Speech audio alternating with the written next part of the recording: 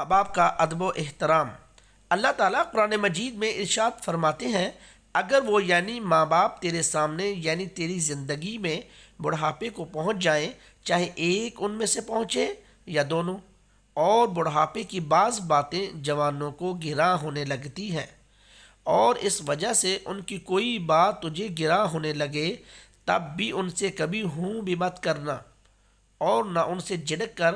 بولنا،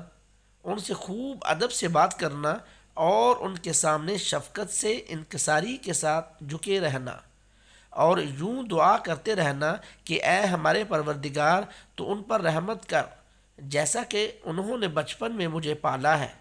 اور صرف ظاہر داری ہی نہیں بلکہ دل سے ان کا احترام کرنا، تمہارا رب تمہارے دل کی باتوں کو خوب جانتا ہے۔ اگر تم سعادت مند ہو اور غلطی سے کوئی بات خلاف ادب سرزد ہو جائے اور تم توبہ کر لو تو وہ توبہ کرنے والے کی خطائیں بڑی کثرت سے معاف کرنے والا ہے۔